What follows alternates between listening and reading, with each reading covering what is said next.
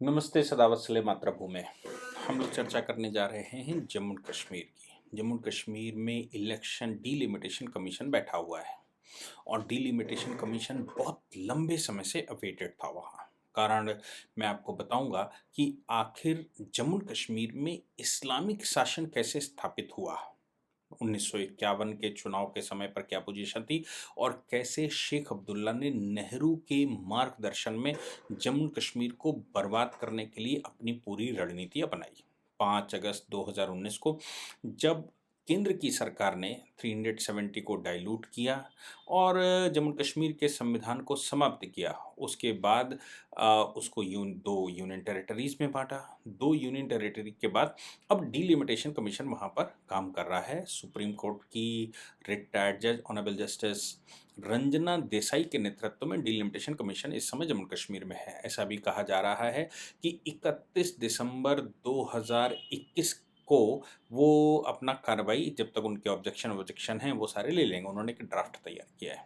Draft जो तैयार किया गया है उस बात को लेकर कुछ लोग सुप्रीम कोर्ट आ गए हैं। अब ड्राफ्ट पे ही सुप्रीम कोर्ट आ गए हैं तो ये मुझे लगता है कि एक बड़ी रणनीति का पार्ट होगा, क्योंकि ये ड्राफ्ट जब तक बनता है, ड्राफ्ट पर ऑब्जेक्शंस आते हैं, उसके बाद जब उसको फाइनल रूप दिया जाता है तभी सुप्रीम कोर्ट में वो चैलेंजेबल है या कोर्ट में चैलेंजेबल है। उससे पहले वो एक प्रक्रिया होती है। लेकिन मुझे लगता है कि जम्मू कश्मीर की में डीलिमिटेशन कमीशन को प्रेशर में लेने के लिए ये सब कुछ चल रहा होगा। जम्मू कश्मीर के अंदर जो गुपकार अलायंस बना रखा है, यानी कि महबूबा मुफ्ती ने या अब्दुल्ला परिवार ने, सज्जाद लोन भी उसमें बैठे हुए हैं या फिर अपनी पार्टी वहाँ बैठे, ये जो बड़े स्टेक होल्डर्स हैं उन्होंने मोर्चा खोल दिया है केंद्र की सरकार के खिलाफ और ख़ास तौर से डीलिमिटेशन कमीशन के खिलाफ। अभी डीलिमिटेशन कमीशन उनसे वार्ता कर ही रहा है, सभी स्टेक होल्डर से वार्ता कर रहा है, सबसे बात कर रहा है। हुआ क्या था कि अब फारूक अब्दुल्ला या उनके बेटे उमर अब्दुल्ला, महबूबा मुफ्ती, इनको ये लगने लगा है कि जम्मू कश्मीर में अब भविष्य में उनका शासन नहीं आ पाएगा। जो वो जम्मू कश्मीर में हिंदुओं के साथ करते रहे, सदैव से करते रहे, वो अब भविष्य में नहीं कर पाएंगे। और वहाँ जो इस्लामिक शासन जैसा उनका विचार था कि हम इस्लामिक शासन स्थापित कर लेंगे, कारण मैं इस्लामिक शासन उसको इसलिए कहता हूँ कि जब सेकुलरिज्म वर्ड जोड़ा इंदिरा गांधी ने, तो फिर वो सेकुलरिज्म वर्ड जम्मू कश्मीर पर लागू नहीं होता था। अब जम्मू कश्मीर पर जब सेकुलर शब्द ही लागू नहीं होता था, जम्मू कश्मीर में एक्सटेंड नहीं हुआ था, तो इसका मतलब तो साफ है कि जम्मू कश्मीर की जो सरकारें थी उन्होंने ये विचार करके रखा था कि हम इसको सेकुलर स्टेट नहीं बनने देंगे, ये इस्लामिक स्टेट है। अब इसी बात को लेकर लद्दाख को इग्नोर किया गया, जम्मू को इग्नोर किया गया और शब्द इस्तेमाल किए गए कश्मीर।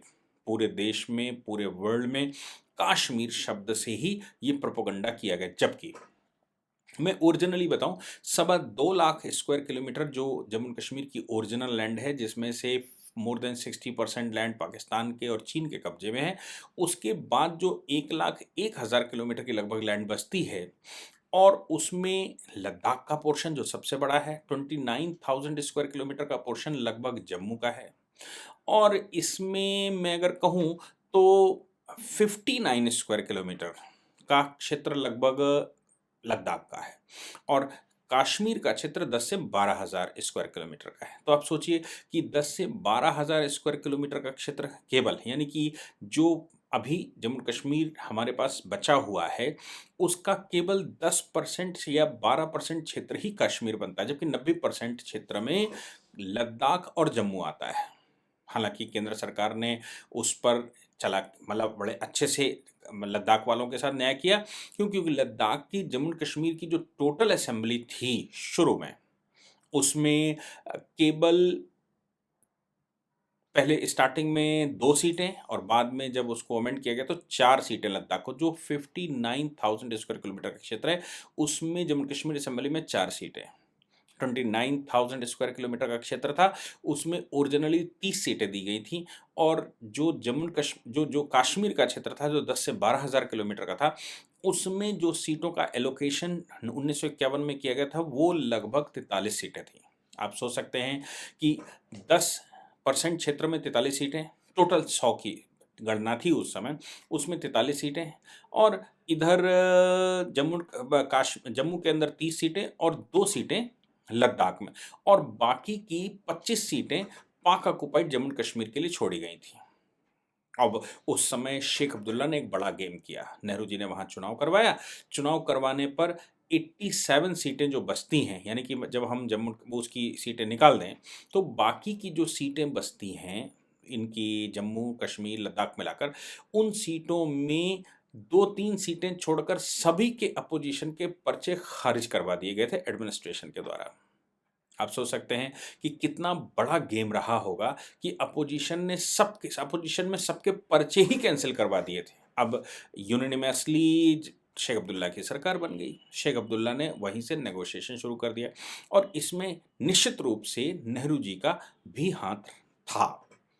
शेख अब्दुल्ला ने वहाँ से नेगोशिएशन शुरू कर दिया, और शेख अब्दुल्ला ने कहना शुरू कर दिया जम्मू कश्मीर तो अलग क्षेत्र है, यानी कि जम्मू तो शब्द भी इस्तेमाल नहीं करता था, वो कश्मीर शब्द इस्तेमाल करता था। बाद में दोबारा डिलिमिटेशन हुआ तो सीटें बढ़ाकर 111 कर दी गई, और जब 111 सीटें कर दी गई तो उन सीटों में 4 लद्दाख को दी गई, 39 वो 37 जम्मू को दी गई, जबकि मैंने कहा 29,000 स्क्वायर किलोमीटर का क्षेत्र, उसमें 37 सीटें, और 59,000 स्क्वायर किलोमीटर का क्षेत्र, उसमें 4 सीटें, और 12,000 स्क्वायर किलोमीटर का क्षेत्र या 12 साढ़े 12 स्क्वायर किलोमीटर का क्षेत्र, उसमें 46 सीटें।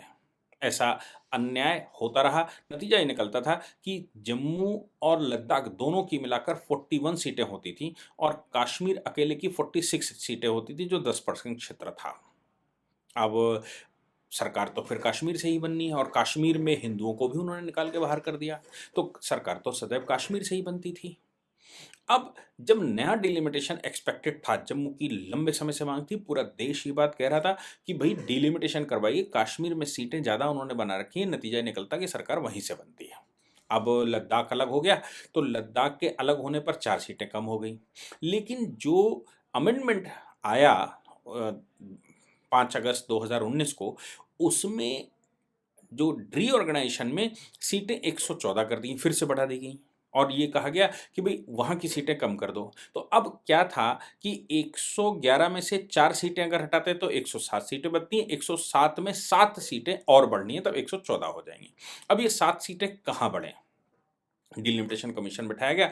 डिलिमिटेशन कमीशन ने ये कंसीडर किया, मुझे लगता है कि अभी भी नाइंसाफ़ी है। डिलिमिटेशन कमीशन ने 7 सीटों का जो बढ़ावा दिया, उसमें 6 सीटें जम्मू को और 1 कश्मीर को, यानी कि कश्मीर में अब 47 हो जाएंगी और जम्मू में अब 43 हो जाएंगी। तो 43 सीटें और 47 सीटें, फिर भी 4 का ही डिफरेंस रह जाएगा, 47 वहाँ फिर भी रहेंगी, यानी कि कश्मीर फिर भी अग्रणी भूमिका में रहेगा। अब जब ये ड्राफ्ट तैयार किया गया, तो कश्मीर की मोस्टली पार्टियां तो कश्मीर की हैं, जम्मू की पार्टी उस पहले कांग्रेस हुआ करती थी, कांग्रेस के बाद बीजेपी वहां पर गई, तो अब बीजेपी ने रिप्लेस करके वहां सरकारों में मतलब अपना इंटरफेरेंस बनाया। तो अब कश्मीर जम्मू में तो बीजेपी है, हालांकि कश्मीर में भी बीजेपी के अब अच्छे फॉलोवर्स बनते जा रहे हैं, लेकिन कश्मीर में वो इस्लाम बेस सारा कुछ चलता है। हालांकि जम्मू में भी मुसलमानों की तादाद कम नहीं है, लेकिन कश्मीर में प्योर कट्टर जो अलगाववादी भूमिका में रहते हैं, ऐसी बहुत बड़ी संख्या है। और ये सारे जितने भी आपको अलगाववादी नेता वहाँ के दिखते हैं, जिनको अमित शाह जी ने उस समय घर नज़रबंद किया था, वो सब कश्मीर से आते हैं, जम्मू से कोई नहीं आता। लेकिन अभी भी अब ऑफिशियली 43,000 स्क्वायर किलोमीटर का 42,000 स्क्वायर किलोमीटर का क्षेत्र टोटल बचा। आप सोचिए 1,01,000 किलोमीटर में से 59,000 स्क्वायर किलोमीटर क्षेत्र लद्दाख का निकल गया, जिसके पास 4 सीटें थी, तो उसके साथ तो इंसाफ हो ही गया। अब बचता है 42,000 square kilometre officially. 42,000 square kilometre में 29,000 स्क्वायर किलोमीटर जम्मू है, और 12 टू 13,000 स्क्वायर किलोमीटर का कश्मीर है। अब इनका कहना है, जबकि मैंने जब अब इनको भी अगर 13 और 29, यानी कि 2 गुने से भी ज़्यादा बड़ा क्षेत्र जम्मू का है। अब इनका कहना यह है कि ये नाइंसाफ़ी है, जम्मू में आबादी कम है, कश्मीर में आबादी ज़्यादा है, इनका कहना है। इसलिए कश्मीर में सीटें ज़्यादा होनी चाहिए, तो डिलिमिटेशन कमीशन भी कहता है कश्मीर में सीटें 46 47 हैं और इधर 43 हैं, फिर भी पेट नहीं भरा। मेरा मानना ये है, इनका कहना है कि पॉपुलेशन की वजह से होना चाहिए, मेरा मानना ये है कि जो डेवलपमेंट के काम होते हैं सीटों पर, मतलब खास तौर से मुझे ये बताइए कि जो एमएलएस चुने जाते हैं, जो रिप्रेजेंटेटिव चुने जाते हैं, उनका रोल क्या है? उनका खास रोल डेवलपमेंट प्रोजेक्ट को लेकर है कि वो ड्रेनेज की व्यवस्था करें, वो रोडों की व्यवस्था करें, वो बिजली पानी की व्यवस्था करें और जो छोटे-मोटे काम वहाँ पर रहते हैं, उनका काम करें। तो मेन ऑब्जेक्ट डेवलपमेंट का होता है। तो डेवलपमेंट बेस, बाकी अगर आप आबादी पर जस्टिस की बात करेंगे, तो आप पुलिस स्टेशन बढ़ा दीजिए। दूसरी बात ये भी कर सकते हैं कि आप मिनिस्टर्स, डेवलपमेंट का काम, बाकी का काम तो मिनिस्टर्स का होता है, तमाम तरह की मिनिस्ट्रियाँ रहती हैं, तो मिनिस्ट्रियाँ अपना काम करेंगी, उसका एरिया वाइज़ और क्षेत्र से कोई लेना-देना नहीं, तो वो पूरे जम्मू कश्मीर की बात करेंगे, पूरे स्टेट की बात करेंगे। लेकिन जो डेवलपमेंट के प्रोजेक्ट हैं, वो तो एरिया बेस्ड होते हैं। यानी कि जम्मू में 29,000 स्क्वायर किलोमीटर में जब आप केवल 43 सीट्स की बात करेंगे, तो फिर निश्चित रूप से ज़्यादा क्षेत्र उसको चाहिए, ज़्यादा क्षेत्र उसका बनेगा। ज़्यादा लंबी रोडें बनेंगी, ज़्यादा लंबे ड्रेनेज बनेंगे, ज़्यादा बिजली के तार पड़ेंगे और जो भी वहाँ पर होना है, वो ज़्यादा होना है क्योंकि एरिया ज़्यादा होता है, तो फिर डेवलपमेंट का पैसा भी ज़्यादा चाहिए, जबकि ऐसा होता नहीं। विधायकों का फंड तो सबका बराबर होता है, वो छोटे क्षेत्र में बैठे या बड़े क्षेत्र में बैठे, वो एक नगर का विधायक हो या फिर पूरे जिले का विधायक हो, विधायक का फंड बराबर रहता है। अब अगर विधायक का फंड बराबर रहता है और एरिया के हिसाब से विधायक को डेवलपमेंट करना होता है, पॉपुलेशन की बात जैसे मैंने कहा कि पॉपुलेशन पर डिपेंडेबिलिटी होनी चाहिए किसकी? सरकार की, कि सरकार भाई पॉपुलेशन ज़्यादा है तो सरकार के जो एडमिनिस्ट्रेशन के काम हैं उनके लिए पुलिस स्टेशन ज़्यादा चाहिए। लेकिन डेवलपमेंट का जो प्रोजेक्ट है वो तो एरिया के हिसाब से होना चाहिए। अगर मैं ये कहता हूँ कि जम्मू में पर स्क्वायर किलोमीटर आबादी कम है, कश्मीर में पर स्क्वायर किलोमीटर आबादी ज़्यादा है, तो मुझे बताइए कि आबादी ज़्यादा है कश्मीर में या जम्मू में आबादी कम है, तो वहाँ पर पुलिस स्टेशन ज़्यादा होने चाहिए, वहाँ और व्यवस्थाएँ ज़्यादा होनी चाहिए।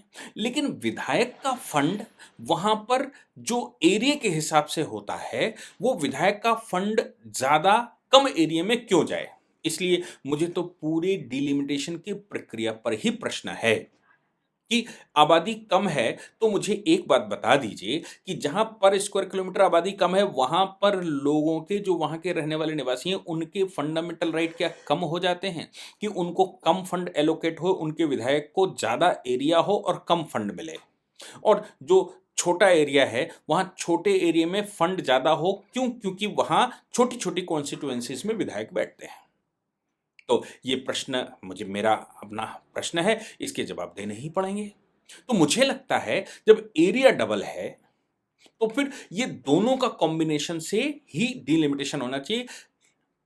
Number of persons living in the particular area and area, जो एरिया वाइज़ कितने लोगों के पास कितना एरिया है, उस एरिया में प्रत्येक व्यक्ति के फंडामेंटल राइट होने चाहिए। ज़्यादा सुविधाएँ कम एरिया में क्यों हों? मतलब छोटे एरिया में क्यों हो जहाँ पॉपुलेशन ज़्यादा है? जहाँ पॉपुलेशन कम है वहाँ सुविधाएँ वो सेम क्यों ना हों, जो मुझे कश्मीर में मिलती हैं वो जम्मू में क्यों ना मिलें? मेरी रोड भी अच्छी हो, मेरे यहाँ भी बिजली के अच्छे कनेक्शन हो, मेरे यहाँ भी ड्रेनेज हो। लोगों में फंडामेंटल राइट्स में तो आप भेदभाव नहीं कर सकते एरिया में रहने के हिसाब से। इसलिए डिलिमिटेशन कमीशन ने अभी भी जो रिकमेंडेशन की हैं, उन रिकमेंडेशंस पर मुझे अभी भी ऑब्जेक्शन है और मुझे लगता है कि जम्मू में सीटें ज़्यादा होनी चाहिए क्योंकि प्रत्येक व्यक्ति के फंडामेंटल राइट बराबर हैं और विधायक के पास फंड कम आते हैं क्योंकि एरिया बड़ा है। तो उसमें भी एरिया के हिसाब से मैं मान सकता हूँ कि थोड़ा बहुत फ़र्क हो सकता है, दोनों का कॉम्बिनेशन हो सकता है। लेकिन ज़्यादा एरिया में यानी कि लद्दाख 59,000 स्क्वायर किलोमीटर का था, केवल 4 विधायक, 4 विधायकों का फंड, तो डेवलपमेंट कैसे होगा वहाँ? इतनी लंबी रोडें कैसे बनेंगी? इतने लंबे ड्रेनेज सिस्टम कैसे बनेंगे? और जो भी लोकल रिक्वायरमेंट रहती है, वो कैसे पूरी फुलफ़िल होंगी? इसीलिए लद्दाख सदैव से पिछड़ा रहा। और मैंने जैसे आपसे कहा कि शेख अब्दुल्ला ने पहले ही खेल खेला था और शेख अब्दुल्ला ने खेल ये खेला था कि जितने लोगों ने पर्चे भरे थे, उनके पर्चे रिजेक्ट करवा दिए थे शेख अब्दुल्ला ने। अब जब अपोजिशन ने चुनाव लड़ा ही नहीं तो वो यूनानिमस आ गया था। यही खेल ये लोग भी करते रहे, फिर इन्होंने कश्मीर में हिंदू विहीन कर दिया 1989-90 में। हिंदू रहेगा ही नहीं तो अपोजिशन भी बिल्कुल नहीं होनी और सरकार कश्मीर से बनेगी। जम्मू वालों को दिखाओ ठेंगा, लद्दाख वालों को दिखाओ ठेंगा। लद्दाख के साथ इंसाफ हो गया है, मुझे लगता है जम्मू के साथ अभी इंसाफ बाकी है, क्योंकि 29,000 स्क्वायर किलोमीटर के क्षेत्र में केवल 43 रिप्रेजेंटेटिव और 12 टू 13,000 स्क्वायर किलोमीटर के क्षेत्र में 47 रिप्रेजेंटेटिव। इस पर विचार करना होगा। हालांकि वो मैंने जैसे कहा कि हिंदुओं के साथ डिस्क्रिमिनेशन करना पूरे देश का पिछले 70-72 साल में स्वभाव बन गया था, इसलिए हाय तौबा होना स्वाभाविक है और सभी हाय तौबा कर रहे हैं। फिर भी मुझे लगता है कि इस जो फार्मूला पब्लिश किया गया उस फार्मूले में भी जम्मू वालों के साथ जस्टिस नहीं हो रही है। जम्मू में निश्चित रूप से सीटें ज़्यादा होनी चाहिए एरिया के हिसाब से। कश्मीर में मैं ये नहीं कहता कि कश्मीर में कम होनी चाहिए, लेकिन जम्मू में कश्मीर से सीटें ज़्यादा होनी चाहिए। जबकि ये लोग दबाव ये बना रहे हैं कि जम्मू में सीटें वैसी ही रखो जैसी पुरानी थी और कश्मीर में सीटें बढ़ा दो, ताकि सरकार सदैव कश्मीर से बने और जम्मू वाले सदैव नाइंसाफ़ी का पार्ट बना रहे। जय हिंद, जय भारत, वंदे मातरम।